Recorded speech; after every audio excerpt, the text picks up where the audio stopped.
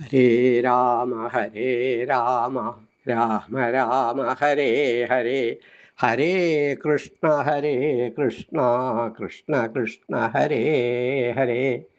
എല്ലാ സജ്ജനങ്ങൾക്കും നമസ്കാരം. ഇന്ന് ഭഗവാന്റെ ഭക്തവാത്സല്യം പ്രകടമാക്കുന്ന കഥാഭാഗമായ കുചേലവൃത്തം എന്ന കഥയാണ് നമ്മൾ ഇപ്പോൾ ഇവിടെ സംസാരിക്കാൻ ഉദ്ദേശിക്കുന്നത്. ഭഗവാന്റെ കാരുണ്യം ഉണ്ടെങ്കിൽ മാത്രമേ ഇത് സാധിക്കുള്ളൂ. ഭക്തി നല്ലപോലെയുള്ള ഒരാൾക്ക് മാത്രമേ ഈ കഥാഭാഗം പറയാനുള്ള കഴിവുള്ളൂ. കേൾക്കുന്നവരും ഭക്തരായിരിക്കണം. അപ്പം ആ ഭക്തി അത്ര കണ്ട് നമുക്കുണ്ടോ? ഈ കേൾക്കാനിരിക്കുന്ന നിങ്ങൾക്കൊരു പക്ഷെ ഉണ്ടായിരിക്കാം, പക്ഷെ എനിക്ക് അത്ര ഉണ്ടോ എന്ന് ഞാനിങ്ങനെ ആത്മപരിശോധന നടത്തുകയാണ്. ശ്രീഗുരുവായൂരപ്പൻ്റെ കാരുണ്യം വേണേ ഭഗവാനെ.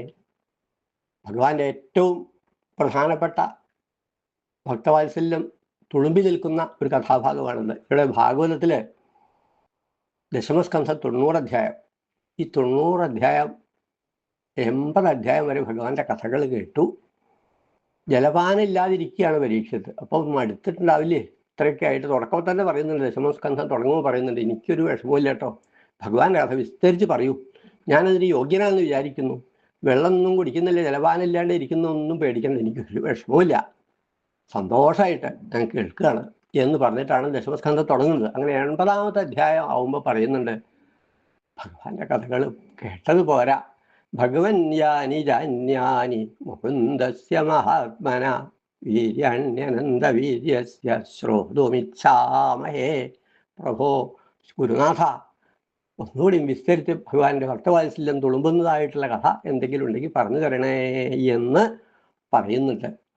അപ്പം കുറച്ച് നേരം പരീക്ഷത്ത് ഇങ്ങനെ ആലോചിച്ചു, ഇനി ഞാൻ എന്ത് കഥയാണ് പറയേണ്ടത്. അങ്ങനെ വാസുദേവേ ഭഗവതി നഗ്നഹൃദയോ ബ്രവീൽ. അങ്ങനെ ഭഗവത് ധ്യാന നിരതനായിട്ടിരുന്നപ്പോൾ മനസ്സിൽ തെളിഞ്ഞു വന്ന കഥയാണ് കുചേലോപാഖ്യാനം. ആ കുചേലോപാഖ്യാനമാണ് നമ്മളിവിടെ പറയുന്നത്. അതെന്തോ ഒരു കാരുണ്യം, ഭഗവാന്റെ ഒരു കാരുണ്യം കൊണ്ട് എനിക്കിത് പല സന്ദർഭങ്ങളിലും പല ദിക്കിൽ വെച്ചും പറയാൻ അവസരം കിട്ടിയിട്ടുണ്ട്. അത് ഭഗവാന്റെ കാരുണ്യമാണ്. അതുപോലെ ഒന്നാണ് ഇപ്പോൾ ഇവിടെ അനുഭവിക്കുന്നത്. ഇതിന് ഭഗവാനോട് എന്താ പറയേണ്ടതെന്ന് അറിയില്ല. ആ മഹാപ്രഭുവിൻ്റെ കാരുണ്യം കൊണ്ട് എന്നെ കൊണ്ട് പറയിപ്പിക്കുന്നല്ലോ. എവിടെ ബന്ധപ്പെട്ട സ്ഥലമാണെങ്കിലും ഈ കാര്യം എൻ്റെ കൊണ്ടാണ് പറയിപ്പിക്കാം, ഈ കുചേലവൃത്തം എന്നുള്ളത്. പിന്നെ വേറെ എന്നുള്ളത്, ഞാനിപ്പോൾ എങ്ങും പോവാറില്ല. ഇവിടെ ഇരുന്ന് ഇതായി നമ്മളെ ഈ യൂട്യൂബ് ചാനലിൽ ഭഗവത്ഗീതയാണ് ഇപ്പം നമ്മൾ ചെയ്തുകൊണ്ടിരിക്കുന്നത്. അങ്ങനെ അല്ലാതെ വേറെ എങ്ങും പോകാറില്ല. ഇതിപ്പോൾ ഇവിടെ നിങ്ങളുടെ ഇല്ലത്ത് തന്നെ വെച്ചതായതുകൊണ്ട് പോയതാണ്. പിന്നെ പറയാൻ പറഞ്ഞ ഭാഗം ഞാൻ അങ്ങോട്ട് പറഞ്ഞതല്ല, എന്നോട് എങ്ങോട്ട് പറഞ്ഞു, ഇതായിക്കോട്ടെ പറയാമെന്ന്. അപ്പം മടിച്ചു ഞാൻ. എനിക്ക് ഇരിക്കാൻ വിഷമമുണ്ട്, പല വിഷമമുണ്ട്. എന്നാലും ഇത് നല്ലൊരു കാര്യമല്ലേ, എനിക്ക് ഭഗവാൻ ഒരുക്കി തന്ന അവസരമല്ലേ എന്ന് വിചാരിച്ച് ഞാൻ സമ്മതിച്ചു. ഇതാ ഇപ്പം നിങ്ങളുടെ മുന്നിലെത്തി പറയാണ്. നാരായണ. എന്താ അറിയില്ല, എപ്പോഴും എന്നെ തേടി വരാറുണ്ട്. ഇത് ശ്രീരാമകൃഷ്ണ ആശ്രമത്തിലെ ശ്രീരാമകൃഷ്ണ ജയന്തിക്ക് ഉച്ചയ്ക്ക് ശേഷമുള്ള ഇത് ഭാഗവതാണ്. സിദ്ധാശ്രമമുള്ള സമയത്ത് ഇപ്പം അതൊന്നുമില്ല. അപ്പം അന്ന് ഒരു വളരെ നിങ്ങളൊക്കെ കേട്ടിട്ടുണ്ടായിരിക്കും, താമരശ്ശേരി കൃഷ്ണൻ ഭട്ടതിരിപ്പാട് മുരളി എന്ന പേരിലാണ് അദ്ദേഹം. സിദ്ധാനന്ദയുടെ വളരെ വേണ്ടപ്പെട്ട ആളാണ്. അപ്പോൾ വന്നാൽ കഥ പറയും. അപ്പോൾ ഈ കുചേലവൃത്തം പറയാൻ പറഞ്ഞു. അങ്ങനെ ഭഗവൻ യാനി ധാന്യാനി മുകുന്ദസ്യ മഹാത്മന എന്നാണ് പറഞ്ഞപ്പോഴേക്കും ഉദ്ദേശിക്കുന്ന അനന്താശ്രുക്കളാണ് കണ്ണുകളൊഴുകി ഭഗവാന്റെ കഥകൾ ഇനിയും പറയൂ എന്ന് ഞാൻ പറയായിരുന്നു മനുഷ്യയുടെ പരീക്ഷത്ത്. അത് കേട്ടപ്പോൾ തന്നെ സന്തോഷമായി. വാസുദേവേ ഭഗവതി ബ്രവീൽ. ഭഗവാനെ കണ്ട് മുഴുകി മനസ്സ് മുഴുവൻ ഭഗവാനായി. അങ്ങനെ ഉള്ള ഒരാൾക്ക് ഈ കുചേലവൃത്തം പറയാൻ പറ്റുള്ളൂ. അത് ഏറ്റവും യോഗ്യനായുള്ള അദ്ദേഹം തന്നെയായിരുന്നു. അപ്പം അങ്ങനെ പറയാനൊന്നും ആയില്ല. തുടങ്ങിയിട്ടുള്ളൂ. ഭഗവൻ യാനി ജാന്യാനി മുകുന്ദസ്യ മഹാത്മന വീര്യാണ്യനന്ത വീര്യസ്യ ശ്രോതുമിച്ഛാമഹേ പ്രഭോ. ഇത് പറയാൻ തന്നെ അദ്ദേഹത്തിന് സാധിക്കില്ല. പിന്നെ അങ്ങനെ പറഞ്ഞു. എന്താ നിങ്ങൾ ആവശ്യിച്ചാൽ ഇത് പറയണമെങ്കിൽ ഭഗവാന്റെ അനുഗ്രഹം വേണം. ഭഗവാൻ പറയിപ്പിച്ചാലേ ഇത് നന്നാവുള്ളൂ. ബാക്കിയുള്ള കഥ പോലെ അറ്റത് ഭക്തരിപ്പാട്ടിനെ പലർക്കൊന്നും ഒരു വിഷമമില്ല. അദ്ദേഹത്തിനൊന്നും ഒരു വിഷമമില്ല. ഞാൻ സാധാരണക്കാരനെ നിലയിൽ വെച്ച് പറയാം. അത് ഭക്തരിപ്പാട് എത്ര പെട്ടെന്നാണ് പറഞ്ഞു പറയും. കുചേലൻ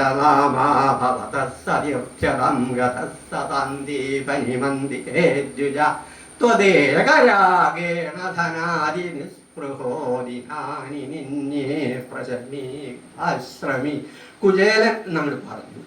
അങ്ങനെ പറയാനുള്ള ഒരു അടുപ്പം അദ്ദേഹത്തിനുണ്ട്. ഭഗവാൻ ദേഷ്യമൊന്നും പറയാറുണ്ട്. ആരായി ഈ കുചേലൻ എന്നൊരു പേരിട്ടത്? അങ്ങനെയൊന്നും ഇല്ലല്ലോ ഭാഗവത്തിൽ. പ്രത്യേകിച്ച് എന്തെങ്കിലുമൊക്കെ പറയാണോ എന്ന് ചോദിച്ചു എന്ന് പറയാറുണ്ട്. അപ്പൊ ഭട്ടതിരിപ്പാട് ഒന്നങ്ങനെ ഭഗവാന്റെ മുഖത്തേക്ക് നോക്കി. കുചേലൻ എന്നാണ് വിളിച്ചപ്പോൾ വിഷമായി ഭഗവാനല്ലേ. എന്നാലേ ഈ എന്നെയൊക്കെ എന്നും ആ വാദം പിടിച്ച പട്ടേരി എന്ന് പറഞ്ഞിങ്ങനെ കളിയാക്കാറുണ്ട്. അതിനൊന്നും വിഷമില്ലല്ലേ? അപ്പോൾ എന്നോട് അത്രേ ഉള്ളൂ.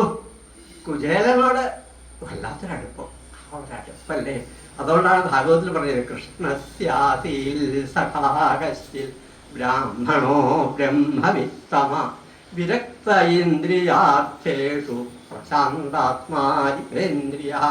അവിടെ വിശേഷമായിട്ട് ഇങ്ങനെ തൊട്ടു ഒരു കുചേലൻ പറയണ്ടായില്ല.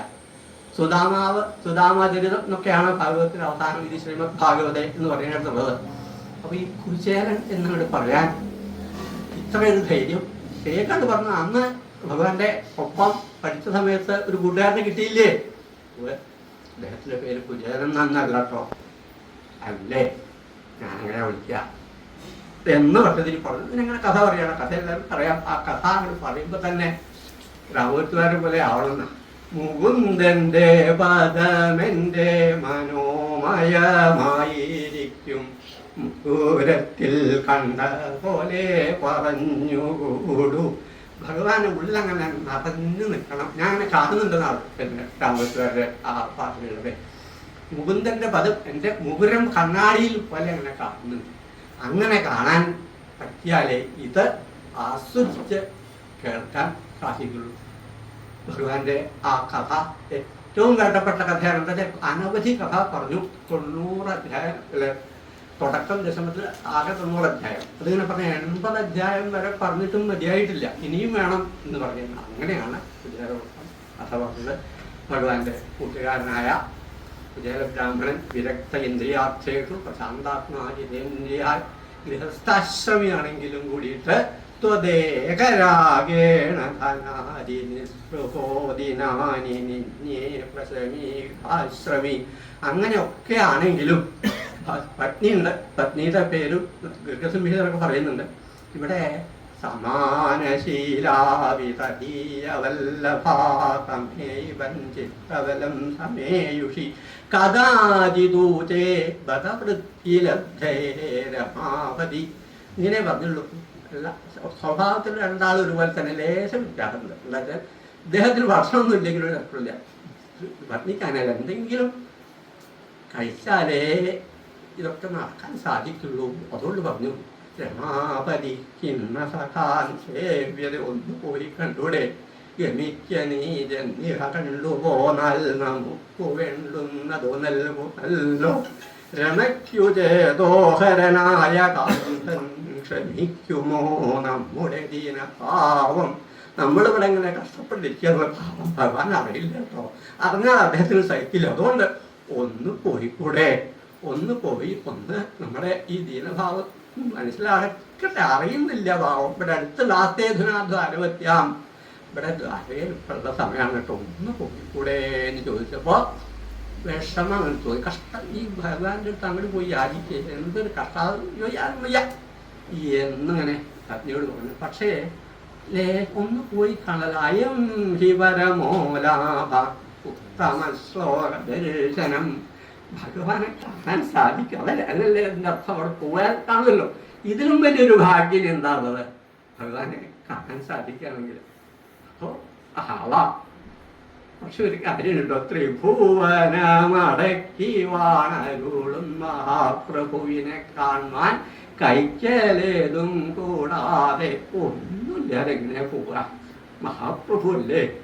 ത്രിഭുവനം അടക്കി വാഴുന്ന മഹാപ്രഭുവിനെ കാണാൻ പോകുമ്പോൾ എന്തെങ്കിലും കല്യാണി തന്നു, എന്തെങ്കിലും തരൂ. ഇവിടെ ഒന്നുമില്ല, ഒരു സാധനമില്ല. അങ്ങനെ കഷ്ടപ്പെട്ടതാണ്. പക്ഷെ വയ്യാന്ന് പറഞ്ഞില്ല, ഞാൻ ശരിയാക്കാന്നുള്ള രീതിയിലും യാചിത്വാചതുരോ മുഷ്ടി എന്നൊക്കെയാണ് യാചിച്ചു കൊണ്ടുവന്ന് കൊടുക്കുകയാണ്. നല്ലോണം കാലത്തെഴുന്നേറ്റു കുളിച്ചു വന്ന പതിയുടെ അലടി വന്ദിച്ചു, പൊതി കയ്യിൽ കൊടുത്തു തച്ചു. അതങ്ങനെ കൊണ്ടുപോവാണ്. ഹരേ രാമ രാമ രാമ ഹരേ ഹരേ. ഇത് മാത്രം ഒന്നും അറിയില്ല, എവിടെയാ അത് പറയാനൊന്നും അറിയില്ല. അങ്ങനെ പോവാണ്.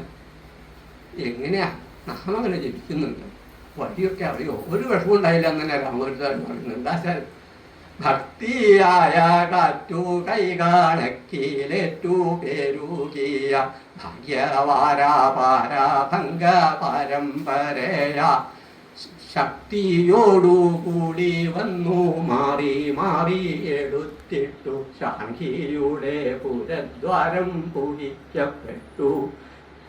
ഭാഗ്യത്തിന്റെ കാറ്റ്, ഭക്തിയുടെ കാറ്റ് ഇങ്ങനെ അടിച്ചു. പാരാവാരത്തിൽ ഇങ്ങനെ തിരമാലകൾ മാറി മാറി ഇങ്ങനെ വന്നൊരു വൃത്തങ്ങോട്ട് കൊണ്ടുപോയി അവിടെ വെച്ചു. പക്ഷെ സമാധാനമായി കുജയൻ നന്നാ വേണ്ടി വന്നില്ല.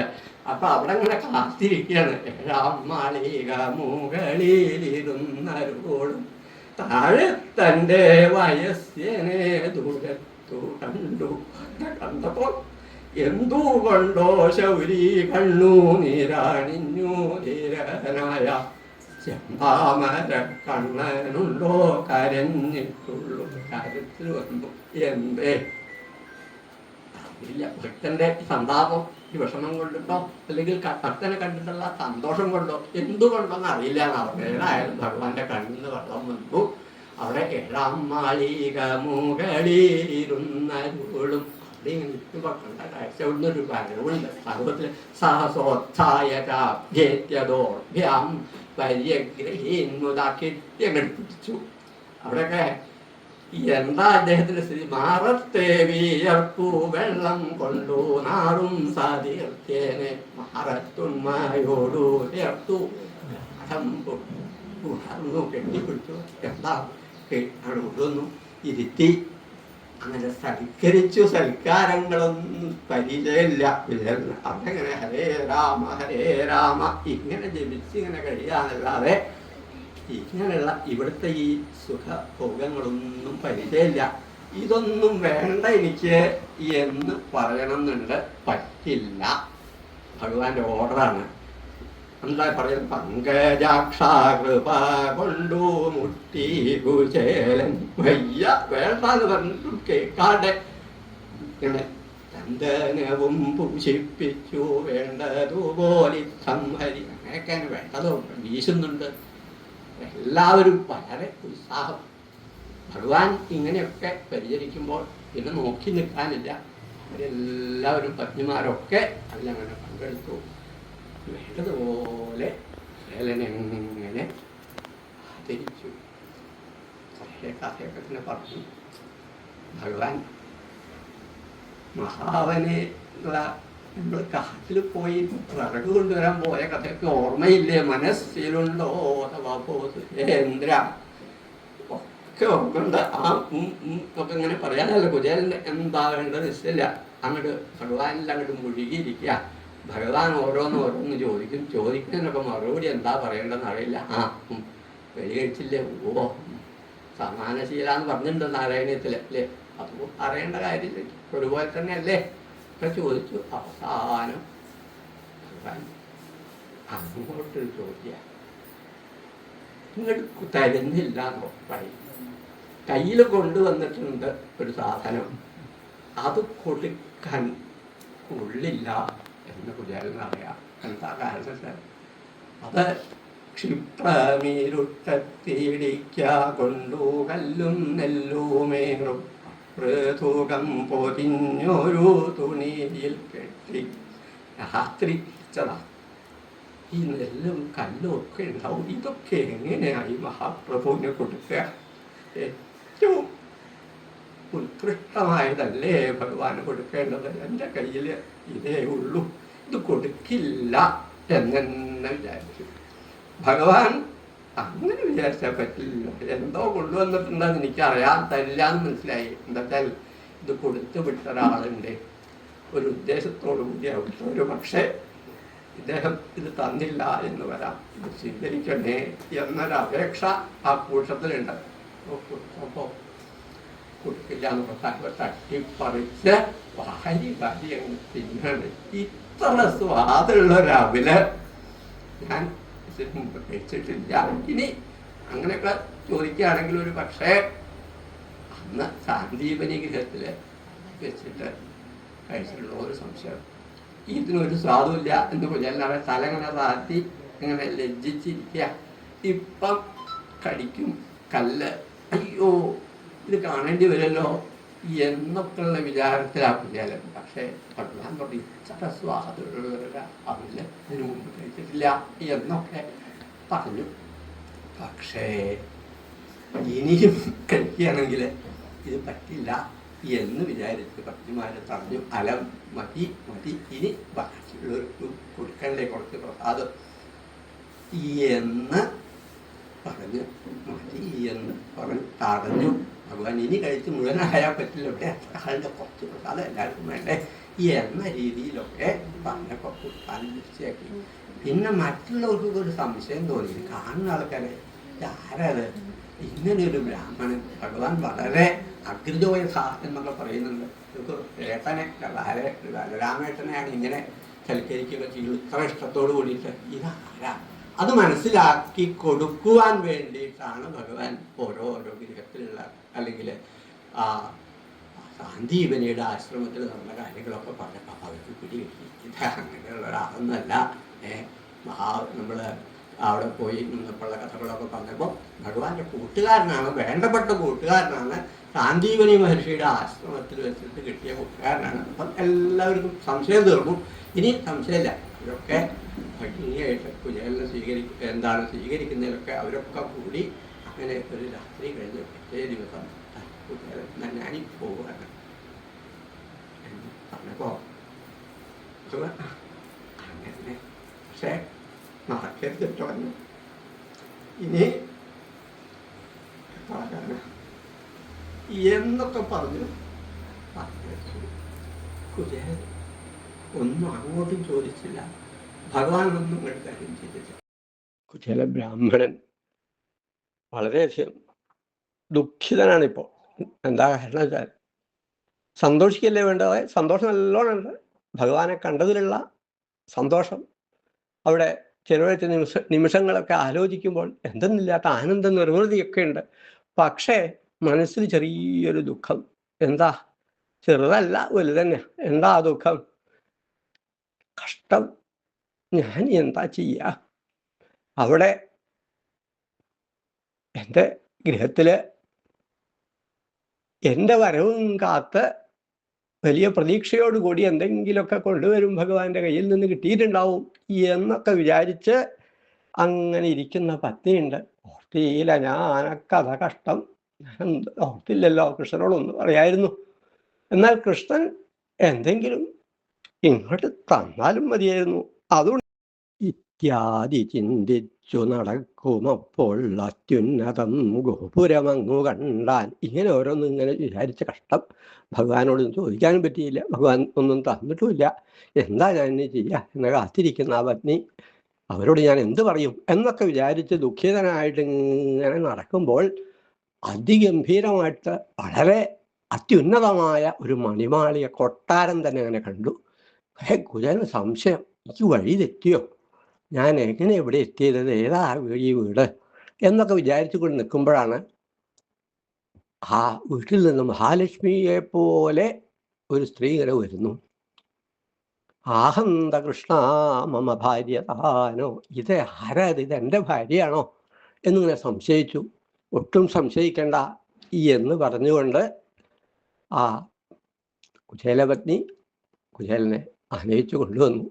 അവിടെ അങ്ങനെ ഇരുത്തി എല്ലാം വിസ്തരിച്ച് പറഞ്ഞു ഇവിടെ ഉണ്ടായ സംഭവങ്ങളൊക്കെ.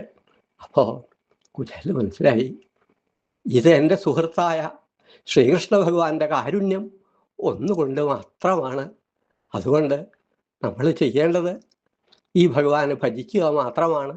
ഇനിയൊരു ജന്മം ഉണ്ടെങ്കിലും നൂനമ്പതൈതൻ മമ ദുർഭഗസ്യ ശശ്വത് ദരിദ്രസ്യ സമൃദ്ധി ചെയ്തു എന്ന് പറയുന്നുണ്ട്. ദരിദ്രനായ എൻ്റെ ഈ സമൃദ്ധിക്കൊക്കെ കാരണം മഹാനുഭാവനായ ശ്രീകൃഷ്ണ ഭഗവാന്റെ കാരുണ്യം ഒന്നുകൊണ്ട് തന്നെയാണ്, യാതൊരു സംശയമില്ല.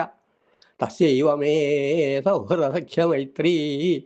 ഈ ഭഗവാനിൽ ഭക്തി ഉണ്ടാവണേ, സൗഹൃദം ഉണ്ടാവണേ, ദാസ്യഭാവം, എന്താ ഇതൊക്കെ ഉണ്ടായാലേ ജന്മം സഫലമാവുള്ളൂ.